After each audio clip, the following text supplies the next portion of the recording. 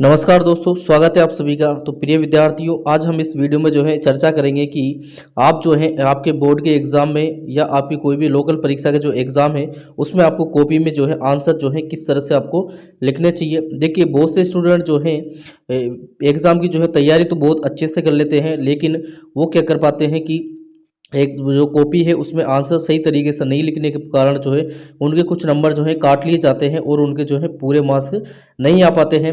तो यहाँ पर हमने इसीलिए जो है आपको जो राजस्थान बोर्ड की 2022 में जो टॉपर बच्चे थे, यानी कि जिनके टॉप मेरिट थी, जिनके फुल में से फुल मार्क्स है, आप देख सकते हैं ये वो कॉपी है जिसमें 80 में से देखिए 80 मार्क्स है। राजस्थान बोर्ड में जो है पेपर 80 मार्क्स का होता है, क्लियर। तो 80 में से जो है इसके 80 मार्क्स हैं। तो हम देखेंगे कि इसमें जो है किस तरह से इन्होंने लिखा है और आपको भी जो है किस तरह से लिखना चाहिए। और ये हमने सबसे पहले जो है इंग्लिश का पेपर लिया। इंग्लिश में जो है आप किस तरह से लिखेंगे और पेपर वाइज जो है हम यहाँ पर डिस्कस करेंगे, क्योंकि हर पेपर में क्वेश्चन के जो तरीके हैं वो कुछ अलग अलग होते हैं। तो यहाँ पर सबसे पहले हम इंग्लिश की बात कर रहे हैं। और सबसे पहले आपको बता दूँ कि जैसे रोल नंबर वगैरह वो तो सब भर लेते हैं, उसमें कोई किसी को दिक्कत नहीं आती। देखिए, अगर आपके मार्क्स जो है इस तरह से आते हैं कि जैसे 15 से 1/4 को जो है हम 16 लिखेंगे, यानी कि अगर जो है मार्क्स को पूर्णांक में ही लिखा जाएगा। जैसे मान लो कि आपके 80 की जगह जैसे 79.5 आ जाते हैं मान लो, तो उसको जो है 80 ही माना जाता है, यानी कि 80 ही जो है लिखा जाता है। अब बात करते हैं कि हम आपको जो है क्वेश्चन का जो आंसर है वो किस तरह से लिखना है। तो सबसे पहले देखिए, आपके जो है इंग्लिश में जो है क्या आता है, पैसेज आता है। ये हम जो है सभी तरह की जो एग्ज़ाम है उनके लिए बात कर रहे हैं कि जो अगर आपके पैसेज है तो पैसेज में देखिए, अगर जैसे मान लो कि पैसेज में एमसीक्यू क्वेश्चन है, ठीक है। अगर एमसीक्यू क्वेश्चन है तो हम उसका जो आंसर है किस तरह से करेंगे, यहाँ से देखिए आपके यहाँ पर हम जो है इस तरफ देखिए, ये बोर्ड की कॉपी है तो इसमें जो है इस तरह का जो है डिजाइन बना होता है कि यानी कि आपको इसमें जो है लिखने हैं और इधर जो है उत्तर लिखने हैं। और इस साइड पे जो है जो उस उत्तर का जो है यहाँ पर आपने सही लिखा है गलत लिखा है उसका जो है अंक जो है यहाँ पर दिए जाते हैं। अब देखिए, अगर जैसे मान लो कि आप लोकल एग्जाम में कर रहे हैं तो आपको यहाँ पर इस तरह की जो कॉपी है उसमें ये लाइन वगैरह नहीं होती है।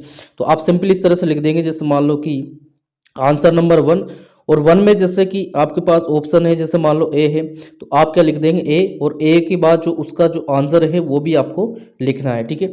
या आप ऐसे भी लिख सकते हैं कि आंसर को पहले लिख दें या ऑप्शन को जो है इसके बाद में लिख दें। दोनों ही तरीके से जो है आपका आंसर सही माना जाएगा।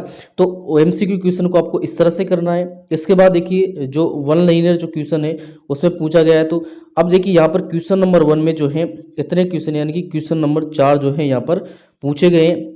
तो आपको उसी तरह से, यानी कि इन चारों का जो आंसर है वो एक साथ ही लिखना है। ऐसे नहीं कि आपने एक आंसर यहाँ पर लिख दिया और इसके बाद 2-3 क्वेश्चन दूसरे कर लिए फिर उसके बाद जो है इसका आंसर लिखा, तो आपका जो आंसर है वो सही नहीं माना जाएगा। और आपने कि जो एक जगह लिखा हुआ है वहीं पर जो है आपकी मार्किंग कर दी जाएगी। इस तरह से आपके जो है नंबर काटे जाएंगे। इसके बाद हम बात करेंगे कि राइटिंग के क्या नंबर काटे जाते हैं क्या। देखिए, यहाँ पर जो है टॉपर है, बहुत अच्छी राइटिंग है। और ऐसा भी नहीं है कि जो सभी जो टॉपर होते हैं उनकी बहुत अच्छी राइटिंग होती है, ऐसा कुछ नहीं है। राइटिंग के नंबर की मैं बात करूं तो देखिए, आपको राइटिंग के जो है नंबर नहीं काटे जाते हैं। बस जो है राइटिंग आपकी इतनी हो कि जो परीक्षक है जो चेक कर रहा है कॉपी को, उसको वो शब्द जो है समझ में आ जाना चाहिए। जैसे आपने लिखा कुछ भी, जैसे समाज लिखा हिंदी में या सामाजिक में कहीं पर भी, तो आप इसको या आपकी राइटिंग इस तरह से होना चाहिए कि उस जो चेक कर रहा है कॉपी उसको ये समझ में आ जाए कि आपने ये समाज लिखा है या और कुछ आपने ये लिखा है। बस इससे ज़्यादा बेकार है कि कोई उसको अच्छे से पढ़ नहीं पा रहा है, तो फिर जो है आपके नंबर कटेंगे। वो राइटिंग के नहीं कटते क्योंकि उसको समझ ही नहीं आ रहा है कि वो आपने जो है क्या लिखा है। तो इस वजह से जो है अब वहाँ पर आपकी कॉपी के जो है उसमें आंसर जो है काटे जाते हैं। बाकी राइटिंग के कोई भी आंसर जो है नंबर नहीं काटे जाते अगर क्वेश्चन उसको जो है समझ में आ रहा है। इसके बाद जो है इस तरह से आपको ये करना है। इसके बाद देखिए, और भी क्वेश्चन है इसमें, तो साफ ऐसे की जैसे जो है आपको ये करने। देखिए, यहाँ पर एक भी क्वेश्चन में जो है इनके नंबर नहीं काटे गए क्योंकि इन्होंने प्रॉपर वे में जो है लिखा हुआ है। इसके बाद हम एक बात और बात करेंगे कि स्टूडेंट कहाँ पर गलती करते हैं, कि जैसे मान लो यहाँ पर आंसर लिखा हुआ है, ठीक है। अब देखिए, इन्होंने ये आंसर लिख दिया, उसके बाद देखिए यहाँ पर एक लाइन खाली छोड़ी है, उसके बाद जो है दूसरा आंसर यहाँ पर इन्होंने स्टार्ट किया है। तो ये कब किया है, जब क्वेश्चन नंबर 6 में जो है ये यहाँ पर एक साथ क्वेश्चन है, लेकिन अगर आप जैसे आपका यहाँ पर ये आंसर खत्म हो गया, उसके बाद आप नया क्वेश्चन जो है, नया आंसर जो आप लिख रहे हैं, तो उसमें कम से कम जो है 2 लाइनें आपको छोड़ना चाहिए। देखिए यहाँ पर ये जो 2 लाइनें छोड़ी गई है, उसके बाद ही ये क्वेश्चन जो है लिखा गया है। क्योंकि अगर आप लाइन नहीं छोड़ते हैं तो वो जो क्वेश्चन है वो एक साथ ही जो है, अगर एग्जामिनर की आपकी नज़र नहीं पड़ती है और जो है क्वेश्चन आपने यहाँ पर लिखा उस पर नज़र नहीं पड़ती, तो वो समझता है कि आपने ये एक ही आंसर लिख रखा है, तो वहाँ पर आपके जो है नंबर कट सकते हैं। तो इस वजह से जो है 2 आंसरों के बीच में कम से कम 2 लाइनों को आपका गैप जरूर देना है। क्लियर। अब हम जो है हिंदी की कॉपी की बात करें तो देखिए हिंदी में भी आपको जो है जैसे हमने इंग्लिश में लिखा है वैसे आपको लिखना है। और यहाँ पर देखिए इनके जो नंबर है 80 में से 80 नंबर इनको जो है दिए गए हैं। और इन्होंने किस तरह कॉपी लिखी है वो हम ये भी देख लेते हैं। देखिए यहाँ पर इन्होंने लिख रखा है कि जो पहले नंबर पर जो है आपके गद्यांश आता है, तो इन्होंने देखिए उसमें गद्यांश या जो है अभयसदा के क्वेश्चन आते हैं, तो उसमें देखिए इन्होंने पहले क्वेश्चन के जो आंसर है इस तरह से इन्होंने लिखे, जैसे कि पहले क्वेश्चन में लगभग जो है 10-12 जो है एमसीक्यू आते थे बोर्ड एग्जाम में। आपके पेपर में एमसीक्यू है तो आपको उनको इस तरह से जो है सोल्व करना है कि जैसे पहले का पहला, ठीक है, पहले का पहला में कौन सा जो है आंसर सही है, जैसे ब सही है तो ब लिख देंगे, उसके बाद आंसर क्या है वो भी हम जो है उसको लिख देंगे। ठीक है, इस तरह से आपको जो है एमसीक्यू क्वेश्चन को जो है करना होता है। इस तरह से जो है एमसीक्यू क्वेश्चन आप करेंगे तो आपका नंबर कोई भी काटा नहीं जाएगा। इसके बाद देखिए ये जो क्वेश्चन है ये रिक्त स्थान वाला क्वेश्चन है। कौन सा क्वेश्चन है, जैसे आता है ना कि रिक्त स्थानों की पूर्ति कीजिए, तो उसमें देखिए आपके पास जैसे एक क्वेश्चन लिखा होता है और उसमें बीच में जो है जगह छोड़ देता है, इधर से लिख दिया इधर से लिख दिया। ठीक है, अब उस जगह में जो है क्या आएगा वो आंसर देखिए आप 2 तरह से लिख सकते हैं। एक तो आप क्या कर सकते हैं कि पूरी ही लाइन को जो है लिख दें और जो रिक्त स्थान पर जो आएगा उसको भी साथ में लिख के उस पूरे वाक्य को आप बना सकते हैं। एक ऐसे लिख सकते हैं, एक आप क्या कर सकते हैं कि जो खाली स्थान में जो आंसर आना है केवल उसको भी आप जो है लिख सकते हैं। जैसे मान लो कि यहाँ पर इन्होंने लिख रखा है कि फर्स्ट में व्यक्ति आ रहा है, सेकंड में निश्चित आ रहा है, थर्ड में 5 प्रकार के आ रहे हैं, तो इस तरह भी आप करेंगे। यानी कि दोनों तरह से जो है खाली स्थान के क्वेश्चन आप कर सकते हैं। दोनों ही तरह के में आपको जो है नंबर जो है पूरे पूरे दिए जाएंगे। ये मैथ्स में भी जो है आपके एमसीक्यू जो है क्वेश्चन पूछे जाते हैं, या कोई भी जो एग्जाम है उसमें एमसीक्यू क्वेश्चन आता है तो आपको इस तरह से करना है। देखिए यहाँ पर जैसे मैंने आपको बताया पहले भी कि पहले में जो है एक आंसर सही है और एक का जो है 2 सही है। तो देखिए आपके जो मैथ में क्या आता है कि जैसे मान लो पहले में जो 4 ऑप्शन उन्होंने दे दिए, ठीक है, अब उसमें से जैसे मान लो कि ये 2 सही था। क्लियर। तो अब बहुत से स्टूडेंट क्या करते हैं कि इस यहाँ पर जो है सॉल्यूशन उसको दिखाते हैं, यानी कि ये 2 केस आया उसको यहाँ पर सोल्व करके जो है दिखाते हैं, जो कि देखिए गलत तरीका है। आपको सोल्व करके यहाँ पर नहीं दिखाना है, आपको केवल जो है डायरेक्ट आंसर लिखना है। एग्जामिनर आपसे ये नहीं पूछ रहा कि 2 कैसे आया, ठीक है, आया है 2 उन्होंने लिख दिया तो सही है। अब ये इन्होंने सोल्व करके लिखा या कैसे भी लिखा हो, उन्होंने 2 लिख दिया तो 2 सही है। लेकिन देखिए मैथ है तो मैथ में तो सोल्व करना ही पड़ता है, तो सर इनको सोल्व कहाँ पर करेंगे, तो आप जो है आपकी कॉपी के जो पीछे के पेज होते हैं उनके ऊपर जो है रफ कार्य लिखकर वहाँ पर इनको जो है सोल्व करेंगे। अगर कुछ क्वेश्चन ऐसे हैं कि जो आप बिना सोल्व करे आसानी से देख सकते हैं कि ये आंसर है, तो आप उसको रफ में भी सोल्व ना करें। और अगर आपको ऐसा लगता है कि यानी कि अधिकतर क्वेश्चन में इसमें सोल्व करने पड़ते हैं तभी आपको जो है आंसर मिलता है, तो पीछे के जो पेज हैं उनमें रफ कार्य लिखकर आप उनको सोल्व करेंगे और इस तरह से जो है लिखेंगे। इसके बाद देखिए ये रिक्त स्थान की पूर्ति वाले क्वेश्चन है, तो आप जो है इनको ऐसे के ऐसे लिख देंगे। 2 तरीके से मैंने बताया है कि आप जैसे या तो डायरेक्ट आंसर इनका लिख सकते हैं या जो है पूरी लाइन को भी आप लिख सकते हैं। बट आप जो टाइम बचाना है आपको, तो ऐसे ही आंसर आप लिख देना जब भी आपके जो है पूरे नंबर दिए जाएंगे। उसके बाद देखिए सोल्व करने का क्या तरीका है।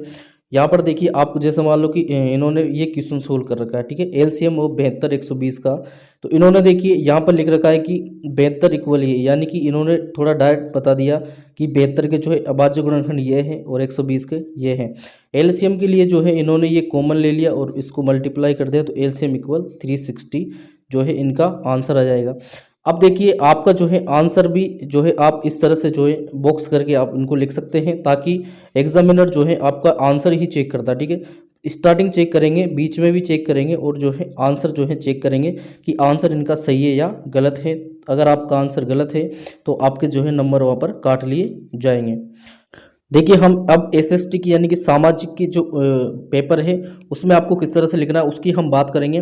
और देखिए इसमें भी जो है आपके अगर एमसीक्यू आते हैं और खाली लाइन जो है खाली स्थान वाले आते हैं तो आपने आप उसके बारे में पहले ही डिस्कस कर लिया है कि किस तरह से उनको जो है करना होता है। अब देखिए सामाजिक में आपके पास जो है हम बड़े बिग क्वेश्चन की बात करेंगे, जो निबंधात्मक क्वेश्चन है 3 या 4 नंबर का जो पूछा जाता है। तो इसमें देखिए आपको क्या करना होता है कि जैसे यहाँ पर क्वेश्चन है जो है, या ये तो क्वेश्चन इन्होंने लिख रखा है, ये से आप नहीं भी लिखो तब भी कोई दिक्कत नहीं है। अब यहाँ पर देखिए इन्होंने जो है टॉपिक वाइज यानी कि पॉइंट वाइज जो है इसको कर रखा है। देखिए जैसे कि वर्ग विशेष हित समूह। अब इसके बाद देखिए यहाँ पर जो है इन्होंने ये अंडरलाइन भी कर रखा है, तो आप भी इस तरह से जो है अंडरलाइन आपको करना है, ताकि आपको जो है ये पता चले कि यहाँ पर जो है हमने ये इसको हाईलाइट कर रखा है, मतलब चेक करने वाला की नज़र जो है डायरेक्ट यहाँ पर जाएगी। ठीक है, चेक करने वाले जो होते हैं, हालांकि जो है अब आपके बोर्ड एग्जाम में जो है अच्छे से जो है क्वेश्चन को चेक किया जाता है, लेकिन बहुत सी जगह पर जो है जो मेन जो हेडिंग है उसको देखा जाता है। और बीच में देखिए जैसे यहाँ पर इन्होंने उदाहरण लिख रखे, उदाहरण को भी जो है इन्होंने यहाँ पर इसे बॉक्स बना रखा है और ये उदाहरण लिख दिए। तो इससे क्या होता है कि जो एग्जामिनर है उनकी जो नज़र है वो इसी पर जाती है। इसके बाद देखिए जन सामान्य हित समूह, यहाँ पर भी इन्होंने जो है इसको अंडरलाइन कर रखा है। यानी कि जो है सामाजिक में जो क्वेश्चन है उनको एक तो आप जो है टॉपिक वाइज लिखें। ठीक है, टॉपिक वाइज लिखने के बाद जो टॉपिक आपने लिखा उसको अंडरलाइन आपको जरूर करना है, ताकि वो दिखे कि हाँ यहाँ पर जो है इन्होंने ये लिख रखा है। इसके बाद देखिए एक बात मैं यहाँ पर आपको बताना चाहूँगा कि जो आपका पेपर है वो सेक्शन में बटा होता है। ठीक है, अब देखिए बहुत से स्टूडेंट क्या करते हैं कि ऊपर लिख देते हैं सेक्शन ए या सेक्शन बी के ये क्वेश्चन।